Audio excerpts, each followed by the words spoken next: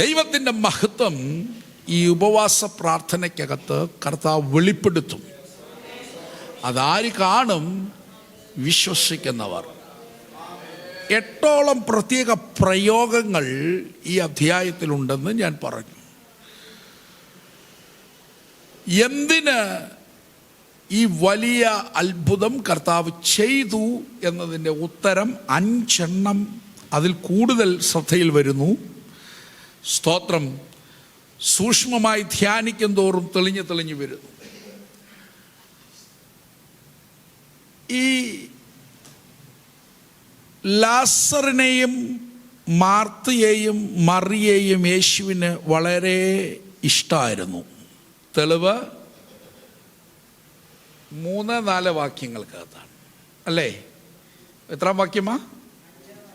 ക്ഷമിക്കുക, 5-ാം വാക്യമാണ്. എനിക്ക് ചെറിയ തെറ്റ് പറ്റി, അംഗീകരിക്കുകയാണ്. 5-ാം വാക്യം. വായിച്ചു.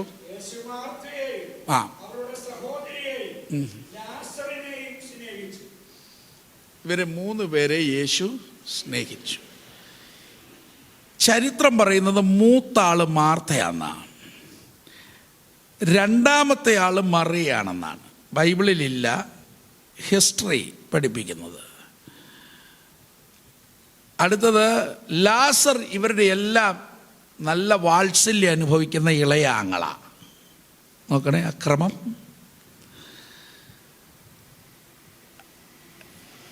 ഇവന് അപ്പൻ്റെയും അമ്മയുടെയും കാര്യം ബൈബിളിൽ രേഖപ്പെടുത്തിയിട്ടില്ല. ചരിത്രം പറയുന്ന അവർ വേർപെട്ട് പോയി എന്നുള്ളതാണ്. ആ സമയത്ത് 3 അംഗമേ ആ കുടുംബത്തിലുള്ളൂ. യേശു സ്നേഹിച്ചു. യേശുവിന് മാത്രമല്ലായിരുന്നു ഇവരോട് സ്നേഹം. 10-ാം വാക്യം വായിച്ചേ. ഒരു സൂചകം അവിടെ കിടപ്പുണ്ട്.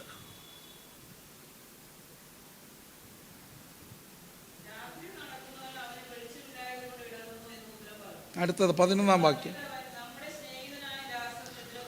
11-ാം വാക്യത്തിൽ നമ്മുടെ സ്നേഹിതനായ ലാസർ നിദ്ര കൊള്ളുന്നു.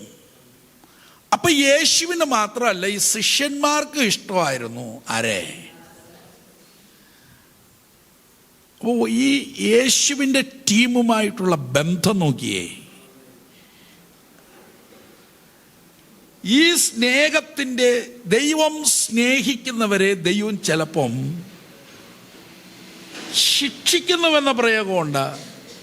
കൂടുതൽ പരീക്ഷണങ്ങൾക്ക് ദൈവം ചിലപ്പോൾ വിധേയമാക്കും. സ്തോത്രം. അങ്ങനെ പറയാനുള്ള കാര്യം ഇന്നലെ ഞാൻ പറഞ്ഞു. പാറ്റാൻ പത്രോസിനെ ചോദിച്ചപ്പോൾ കൊടുത്തില്ല. കാരണം എന്താ? വിശ്വാസം. അപ്പൊ ആരെ പാറ്റിയാൽ നിലനിൽക്കുമെന്നും കാണുകയെന്നും കർത്താവിനെ നന്നായിട്ടറിയാം.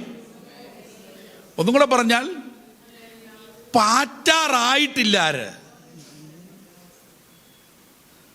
അന്നേരം പത്രോസ്.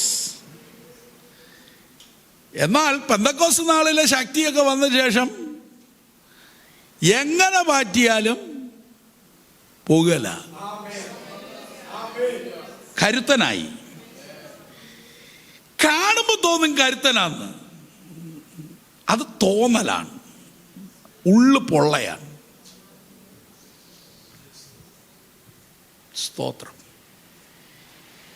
ഈ വീട്ടിനെ യേശു സ്നേഹിച്ചു. എന്തുകൊണ്ട്? കർത്താവ് തെരഞ്ഞെടുത്തു ലാസറിൻ്റെ ബോഡിയെ ദീനത്തിന് വിധേയനാകണം, അതികഠിനമാകണം. ആത്മദേഹികൾ തൻ്റെ ദേഹത്തിൽ നിന്ന് വിട്ടുപിരിയണം. വിട്ടുപിരിഞ്ഞ ശേഷം ശരീരം നാറ്റം വയ്ക്കുക എന്ന് പറഞ്ഞാൽ, പിന്നെ സ്കിന്നെ തൊട്ട് കഴിഞ്ഞാലുണ്ടല്ലോ അതിങ്ങനെ ഇറുന്ന്, നമ്മുടെ ഭാഷയിൽ പറഞ്ഞാൽ അതിങ്ങനെ പിടിച്ചാലിങ്ങനെ കയ്യേലിരിക്കും. ആ പരുവത്തിനാകുന്നത് വരെ, ചെയ്യുന്നത് വരെ പ്രിയമുള്ളവനെ വിട്ടുകൊടുത്തു. ശ്രദ്ധിച്ചേ. യേശുവേ, ഈ ലാസർ ചീഞ്ഞ ആകുന്നത് വരെ അങ്ങക്ക് വിട്ടുകൊടുക്കാൻ പറ്റിയോ? സ്തോത്രം. സ്നേഹമുണ്ടെന്നൊക്കെ പറഞ്ഞ കർത്താവേ, അങ്ങയുടെ സ്നേഹം ഉള്ളിൽ തിങ്ങി വിങ്ങി നിൽക്കുമ്പോൾ എങ്ങനെ അങ്ങക്ക് ഇങ്ങനെ വിട്ടുകൊടുക്കാൻ പറ്റും? സ്തോത്രം. കർത്താവിനൊരു ഉത്തരവുണ്ട്. ഈ അധ്യായം സൂക്ഷ്മമായി പഠിച്ചാൽ, ലാസർ ചീഞ്ഞാലും, സ്തോത്രം, ലാസറിനെ, സ്തോത്രം, ലാസറിലുള്ള പിടി ഞാൻ വിട്ടിട്ടില്ല. ഹല്ലേലൂയ. നമുക്ക് തോന്നും ദൈവത്തിൻ്റെ പിടിയും വിട്ടുപോയെന്ന്.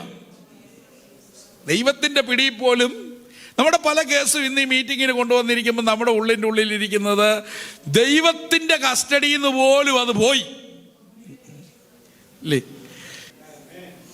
എന്നാൽ ഈ ഉപവാസ പ്രാർത്ഥന, അത് നിന്നിൽ ദൈവം തിരുത്തുന്ന ചില പ്രവർത്തികൾക്ക് നാന്ദി കുറിക്കുന്ന പകലാണ്. എത്ര പേരത് വിശ്വസിക്കുന്നു?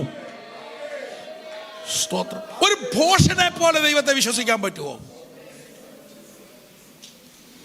ഹല്ലേലൂയ.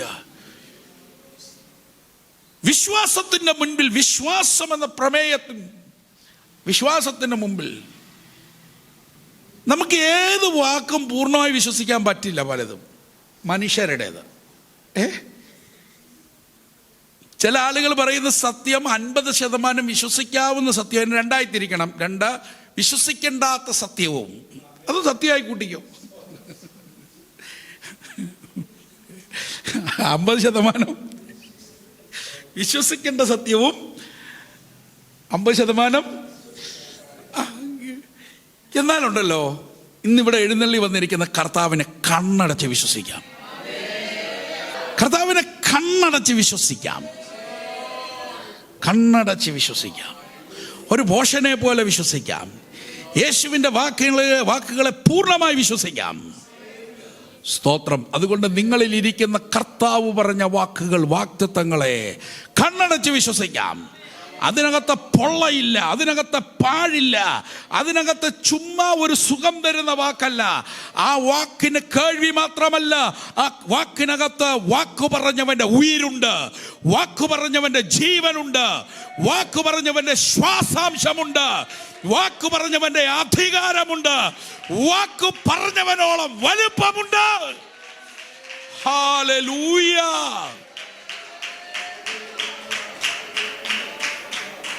ദൈവിക വാഗ്ദത്തങ്ങൾ ദൈവത്തോളം വലിപ്പമുള്ള വാക്കുകളാണത്. ആ വാഗ്ദാനങ്ങൾ ദൈവത്തോളം. ദൈവം ഒരിക്കലും വാക്കല്ലേ മാറാൻ പറ്റൂ എന്ന മനുഷ്യൻ ഉപയോഗിക്കുന്ന ഒരു ഡയലോഗുണ്ട്. വഴിമുട്ടുമ്പോൾ, വാക്ക് പാലിക്കാൻ പറ്റാതാകുമ്പോൾ ഒരു ചെറിയ മ്ലാനതാ ചിരിയോടുകൂടെ രക്ഷപ്പെടാൻ ഉപയോഗിക്കുന്ന അവസാന സൂത്രവാക്യം എന്താണെന്നറിയാവോ? ബ്രദറെ, വാക്കല്ലേ.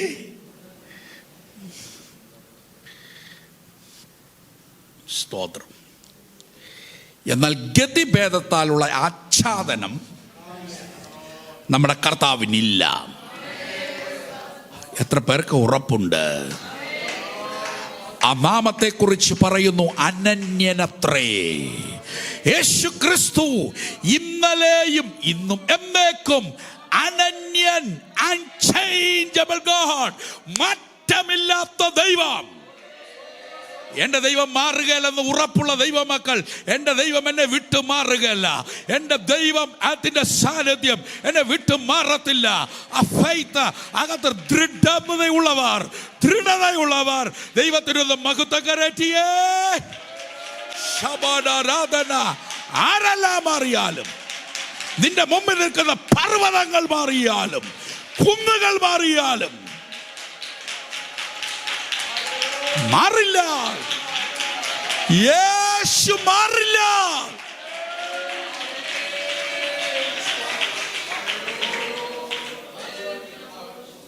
കർത്താവിൻ്റെ അഭിഷേകത്തിലൂടെ ശുശ്രൂഷകൾ നാം അനുഭവിക്കാൻ പോകുകയാണ്. മുഖവരയായി പ്രകാശനം കിട്ടിയ ഒരു ഭാഗം പറയുന്നു എന്ന് മാത്രം. സ്തോത്രം. യേശു ഈ വീട്ടിലേക്ക് പുറപ്പെട്ടു. വന്നു കഴിഞ്ഞപ്പോൾ നമ്മുടെ പിള്ളേരുടെ ഭാഷയെ പറഞ്ഞാൽ ഈ രണ്ട് സിസ്റ്റേഴ്സും കൂടെ തമ്മി പറഞ്ഞു കാണും, യേശു എന്നാലും വന്നില്ലല്ലോ. നമുക്ക് തോന്നി മാർത്തയും മറിയും തമ്മി ചേരത്തില്ല. ചില വിഷയത്തിലൊക്കെ അവർ ചേരും. അതിൻ്റെ വാക്യം എടുക്കാം. 21 വാക്യവും 32 വാക്യവും ഒന്ന് വായിച്ചേ. ആര് പറഞ്ഞു? മാർത്ത പറഞ്ഞു. ഇനി 32 വായിച്ചേ.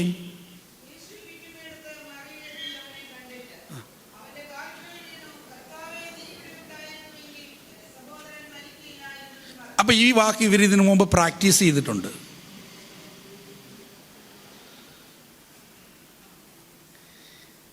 ഇല്ലേ? നമ്മുടെ ഭാഷയെ പറഞ്ഞ ഇത് രണ്ടുപേരും കൂടെ നേരത്തെ ഈ ആശയം കൈമാറിയിട്ടുണ്ട്. നമ്മുടെ ഭാഷയെ പറഞ്ഞ ഇവർ രണ്ടും കൂടെ പറഞ്ഞൊത്തിട്ടുമുണ്ട്, പറഞ്ഞ് പഠിച്ചിട്ടുമുണ്ട്. അല്ല, ഇവർ രണ്ടും ഇത്രയല്ലേ പറഞ്ഞുള്ളൂ. നമ്മളായിരുന്നെങ്കിൽ എന്തെല്ലാം പറഞ്ഞേ. സ്തോത്രം. ഒരുത്തി പറഞ്ഞത് ഗ്രാമത്തിന്റെ വെളിയിൽ വെച്ചാണ്. മറ്റേയാള് വീണ്ടും ആ സ്ഥലത്തേക്ക് ചെന്ന് അവിടെ വെച്ചാണ് ഈ വാക്ക് പറയുന്നത്. സ്തോത്രം. നീ ഇവിടെ ഉണ്ടായിരുന്നെങ്കിൽ എൻ്റെ സഹോദരൻ മരിക്കത്തില്ലായിരുന്നു. സ്തോത്രം. ഈ വാക്ക് ഇവർ രണ്ടുപേരും ഒരുപോലെ പറയുന്നു. ഇനി കർത്താവിൽ വിശ്വസിക്കുന്ന പലരും ഇത് പറഞ്ഞു കാണും. ഈ കൂടുള്ള ശിഷ്യന്മാരിൽ തോമാച്ചനൊക്കെ ഉണ്ട് കേട്ടോ. ആ കൂട്ടെ തോമാച്ചനുള്ളത് അവിടെ എഴുതിയിട്ടുണ്ട്. അവരും പറഞ്ഞു കാണും ഇത് കേട്ടപ്പോ പലരും പറഞ്ഞു കാണും. എന്നാലും ആ സഹോദരിമാര് പറഞ്ഞത് ശരിയാണല്ലോ. ശരിയാണ്, ശരിയല്ലേ? യുക്തിപരമായി ശരിയാണ്. സ്തോത്രം. എന്നാൽ അതിലും വലിയ ഒരു ശരി കർത്താവ് വെളിപ്പെടുത്താൻ പോവാണ്. സ്തോത്രം. നമ്മളുടെ നിഗമനങ്ങൾക്ക് അപ്പുറത്തുള്ള ദൈവത്തിൻ്റെ ചലനത്തെ ഒരുപക്ഷെ നമുക്ക് കാണാൻ കഴിയത്തില്ലായിരിക്കും. ഉണ്ടെന്ന് വിശ്വസിക്കാൻ എത്ര പേർക്ക് പറ്റും? ചെയ്യാൻ കർത്താവ് വന്നിരിക്കുമ്പോൾ അതിൻ്റെ മുൻപിൽ ഏൽപ്പിക്കപ്പെടാൻ എത്ര പേർക്ക് പറ്റും? അതിൻ്റെ മുൻപിൽ സ്തോത്രം തടയാതെ നിൽക്കാൻ എത്ര പേർക്ക് പറ്റും? അതിൻ്റെ മുൻപിൽ ഒരു വിലങ്ങുതടിയായി നാം മാറാതിരിക്കാൻ എത്ര പേർക്ക് പറ്റും? ഇന്ന് പകലിൽ കേൾക്കുന്ന ഈ ദൂത ഏറ്റെടുക്കാൻ ദൈവമക്കൾക്ക് പറ്റുമെങ്കിൽ അവൻ ഏറ്റെടുത്ത് ദൈവത്തെ സ്തുതിക്കാം. ചില കാര്യങ്ങളൊക്കെ പറയുമ്പോൾ നമുക്ക് നമ്മുടെ ചില അതിരുകളുണ്ട്. നമ്മുടെ ചില അതിരുകളുണ്ട്. സഭയെ ദൈവം വിശാലമാക്കാൻ പോകുന്നു എന്ന് ചിലപ്പോൾ ഒരു ദൈവം നിയോഗത്തിലെ ദൂതായിരിക്കും. അപ്പോൾ നമുക്ക് ചില അതിരുകളുണ്ട്. ആര് വരാനാ? ഞാൻ വരാനാ? ഇത് നമ്മുടെ ചിന്തയാണ്. എന്നാൽ പത്രോസേ, നിന്റെ പരിചയത്തിൻ്റെ വീശലിൽ നിന്റെ വലയിൽ പെടാത്തത് നാഥന്റെ വാക്കിന്റെ പുറത്ത് നീ വീശുമ്പോൾ നിന്റെ വലയിൽ നിറയാനുള്ളത് എൻ്റെ ദൈവം ഒരുക്കി നിർത്തിയിട്ടുണ്ടെന്നുള്ള ആലോചന പുറമറ്റം സഭയ്ക്ക് ഏറ്റെടുക്കാൻ കഴിയുമെങ്കിൽ അവൻ ഈ ദൂത് ഏറ്റെടുത്ത് ദൈവത്തെ ഒന്ന് സ്തുതിച്ചാരാധിക്കാം. ചിന്തകൾക്ക് അപ്പുറമായി കയറി വിശ്വസിച്ചാട്ടെ. കണക്ക് കൂട്ടലുകൾക്ക് അപ്പുറമായി പ്രവർത്തിക്കാൻ വന്നിരിക്കുന്ന കർത്താവിനെ എന്റെ പുറകെ ചെന്നാട്ടെ. അതിന് ആമേൻ പറഞ്ഞാട്ടെ. ശാബ്ദന രഗന്ധോനി യാധന റിബന്ധന റിഗൽകമന അടഗമന ദുരാജന ദിയാബ്ദന അംദൽ പ്രബദന ഘടകക്ഷാരകൾ ഖമനിയാബ്ദനാദന വൈഡേനെ രേഥനി യാധോനോ സോഥോനിയാബ്ദന.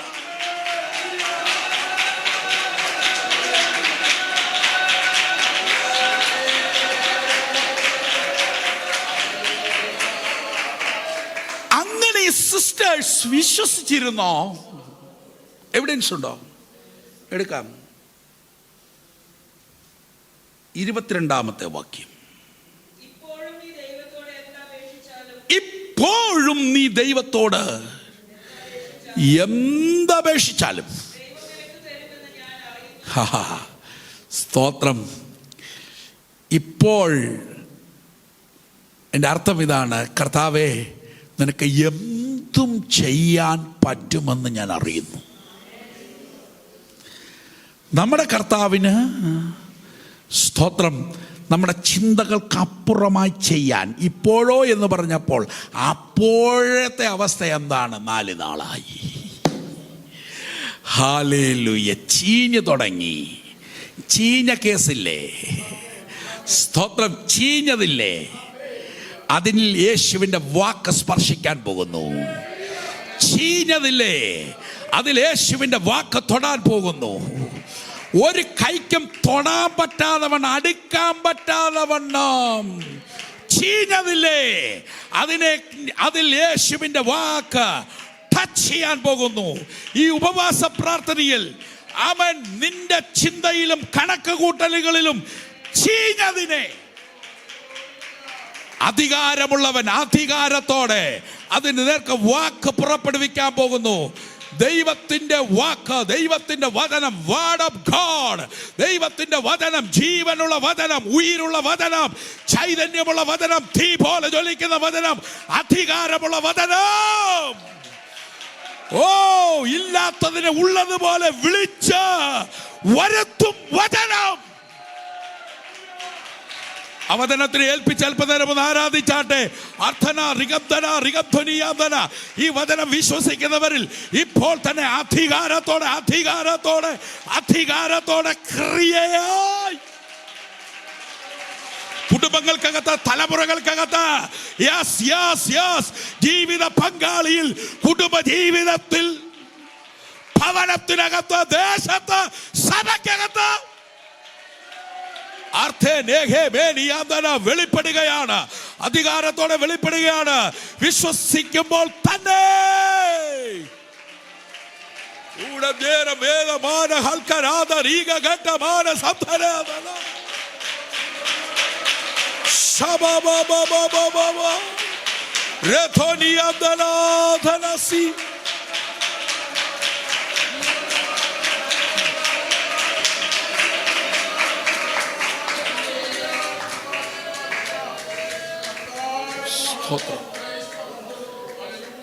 കണക്കുകൂട്ടലുകൾ തെറ്റിയ കേസിൽ യേശു ഇടപെടാൻ പോകുന്നു. നിന്റെ പ്രതീക്ഷ തെറ്റിയ കേസിൽ യേശു ഇടപെടാൻ പോകുന്നു. സ്തോത്രം. ഹല്ലേലൂയ. നിന്റെ ദൃഷ്ടിയിൽ ചീഞ്ഞതും, നിന്റെ ദൃഷ്ടിയിൽ അഴുകിയതും, നിന്റെ ദൃഷ്ടിയിൽ അടുക്കാൻ പറ്റത്തില്ലെന്ന് തോന്നുന്ന കേസ് യേശു കൈകാര്യം ചെയ്യാൻ പോകുന്നു.